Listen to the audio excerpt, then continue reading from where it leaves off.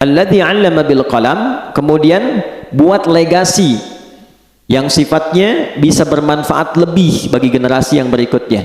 Salah satu caranya dengan menulis. Ya, yang belajar ini usahakan punya catatan. Dicatat itu lebih terikat ilmunya dibanding sekedar dihafalkan. Nanti yang tercatat dirumuskan, diruntutkan, ke depan bisa jadi bacaan. Walaupun orangnya sudah tidak ada, meninggal misalnya, tapi kitabnya masih ada, maka disitulah kemudian namanya akan abadi. Keabadian itu yang memuliakan Allah. Imam Syafi'i nggak pernah kita lihat, ya kan? Nggak pernah berjumpa, nggak pernah, masanya berbeda. Tapi karyanya sampai sekarang masih bisa kita akses, dan dengan itu beliau dimuliakan keabadiannya.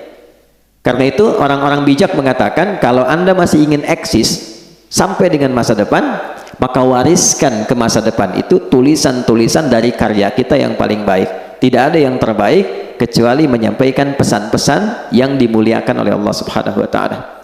Teman-teman juga begitu. Ya, yang di birokrasi, yang di kedudukan, yang di harta dan sebagainya, ya bukan sekedar kita jalani sebagai profesi. Kalau bisa jadikan legasi, bikin kebijakan. Ya, buat kreativitas, bikin inovasi, tulis. Supaya satu saat dikenang, saya pernah mengalami ini, diwariskan, minimal anak cucu bisa baca. Oh, dulu saya kenal kakek itu begini, ya, bukan cuma lihat fotonya, ya kan? Wah, kakek ganteng juga ya. Oh, ternyata pernah main sinetron, ganteng-ganteng serigala, gitu kan? Repot juga. Ya. Kita bikin tulisan lebih bagus, terukur, ya. Balik, 'allamal insana ma lam ya'lam. Kemudian yang kedua, selalu berusaha berinovasi untuk menemukan sesuatu yang baru. Ya, jangan pernah terpaku pada satu hal. Cari sesuatu yang baru, bikin kreativitas sehingga lebih berwarna. Nah, cara menemukan ilmu yang baru itu kita sampaikan, itu kuncinya dua. Satu, rajin mendekati Allah, ya kan? Kita sudah ambil dalilnya di Quran surah 18 ayat 65, ya kan? Fawajada 'abdan min ibadina atainahu rahmatan min indina wa 'allamnahu min ladunna ilma. Khadir yang dimaksud di situ. Abdan itu sifat bagi orang yang rajin ibadah. Nah, biasanya ini catat rumus ya. Ini saya belum pernah kasih rahasia nih, tapi pagi ini rahasia di antara kita nih ya. Kita bagi dikit nih. Jadi di Quran itu nabi saja itu panggilannya itu dibagi 3 oleh Allah. Oke? Bagi berapa? 3. Untuk panggilan ya, bukan penyebutan nama. 1 nabi, ya ayyuhan nabi. 2 rasul, ya? Yang ketiga abdun. Kalau misinya adalah pesan untuk menyampaikan informasi di lingkup pribadi dan keluarganya, ada yang sifatnya khusus, ada yang bisa kita tiru, itu panggilannya biasanya nabi.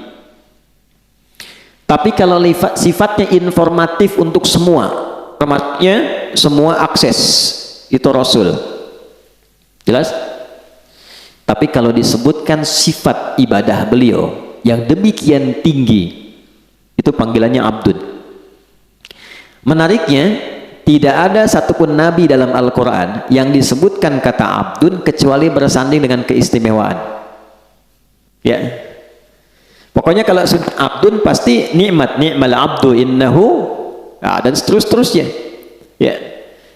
Nabi Muhammad itu saat diundang Isra dan Mi'raj, hal tertinggi yang belum pernah dialami para nabi dan rasul sebelumnya, itu panggilannya bukan rasul, bukan nabi, tapi abdun. Subhanalladzi asra bi abdihi, bukan bi rasulihi, bukan bi nabihi.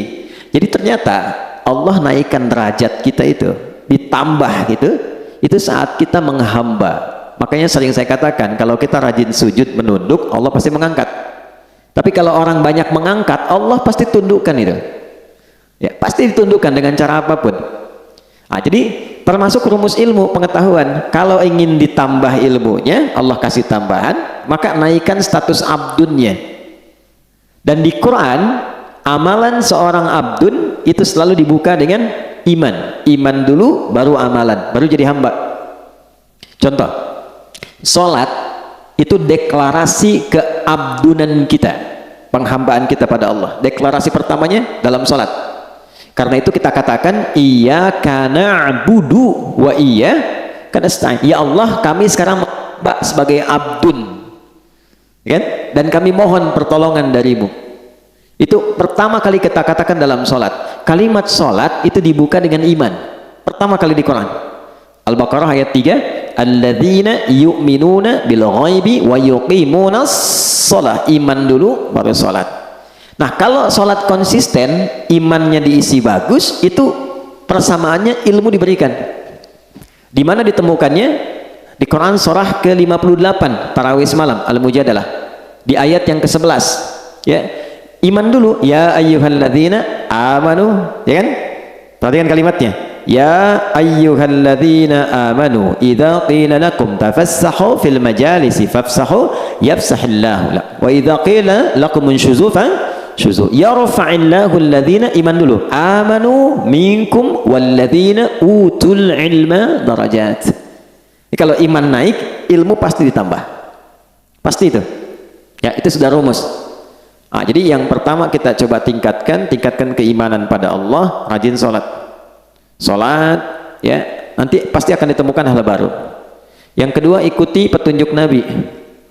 Misal kalau mau belajar, ikuti petuah dari Nabi, begini cara belajarnya, keluarkan kitabul ilmi. Kalau mau bisnis, ikuti pola bisnis yang ditunjukkan Nabi. Kalau di birokrasi, di kedudukan, ikuti bagaimana petunjuk Nabi, ambil value-nya, maka apa yang terjadi? Perhatikan kalimatnya, Al-Baqarah ayat 151, kama arsalna fikum rasulan minkum yatlu alaikum ayatina wa yuzakkikum, 2, wa yuallimukumul kitaba, 3, wal hikmata, 4, 5, wa yuallimukum ma lam takunu ta'lamun. Orang yang cenderung mengikuti prototipe kehidupan Nabi, cara yang Nabi ajarkan, gimana menjalani hidup, salah satu keistimewaannya Allah kasih pada orang itu apa yang belum ia ketahui. Baik. Nah, teman-teman di serse misalnya kan, kehakiman dan sebagainya, kadang-kadang mau nyelesain kasus susah tuh, mau nemukan nih, sholat minta petunjuk ya, tiba-tiba selesai ketiduran, mimpi dapat, tiba-tiba dapat pencerahan, kemana arah, itu bisa terjadi di bisnis begitu ya. Begitu diikuti polanya, Abdurrahman bin Auf tuh dari mana sih modal pakaian datang ke Madinah, dalam 3 tahun kok jadi orang kaya, kemudian valuasi hartanya di awal sampai 923 miliar dolar, dihitung sekarang itu 14.700 triliun.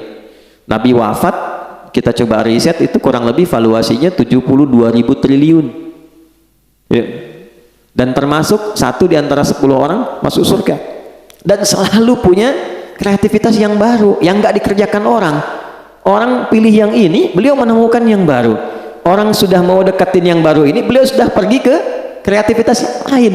Jadi hebatnya itu yang dikerjakan orang itu beliau sudah 2-3 kali 10 step berada di depan ya. Jadi bikin kreativitas baru, punya inovasi, orang belum ada, begitu orang ngikutin, ini sudah mengerjakan yang baru lagi. Jadi pantas jadi yang paling unggul di bidangnya. Khalid bin Walid di militer begitu, selalu punya strategi baru ya. Bayangkan ya, kebayang nggak? Belum saya ceritakan deh. Ini melawan Persia, coba pasukan ratusan ribu, 100.000 pasukan, beliau cuma bawa 10.000. Itu menemukan strategi baru. Jadi ada seorang di barat itu sampai kemudian meriset bagaimana seorang Khalid itu bisa menjadi jenderal paling unggul di lapangan. Itu dilihat gitu. Dan itu terjadi utamanya setelah masuk Islam. Sebelum masuk Islam hebat dalam strategi perang Uhud, setelah masuk Islam lebih hebat lagi. Nah, itu jadi bab, kalau dipelajari bisa sukses di bidangnya. Nah, itulah allamal insana ma lam ya'lam. Nah, yang kemarin kita telah berhenti di ayat 6 sampai 8-nya. Kalau sudah sukses jadi apapun, jadi ilmuwan, jadi ulama, kan? Pebisnis kaya, yang kedudukan jadi jabatan, jadi jenderal, macam-macam birokrasi, udah jabatan tinggi. Kalla, jangan pernah terjadi. Innal insana la yatgha. Jangan pernah terjadi munculnya potensi-potensi menyimpang bersikap berlebihan. Ar-ra'ahu istaghna, karena sudah merasa lebih dari sebelumnya. Karena pasti peningkatan sesuatu akan merubah karakter dan gaya hidup. Bab gaya kan sering saya ulang begitu, F1 sama dengan F2, dikonfirmasi di fisika. Metafisik itu dengan fisika dekat. Ya, orang kalau gayanya pelan, nggak kedengaran pukulannya. Tapi kalau kencang, bunyinya kencang. Ya, sama harta. Kan sering saya katakan, kalau masih punya 10.000, masih bisa dibagi dua. Nah, makan yuk, gitu ya. Ayo, di mana? Warung Jackie Chan depan, ya bisa. Ya. Makan 10.000 tuh, berangkat sama Ihsan.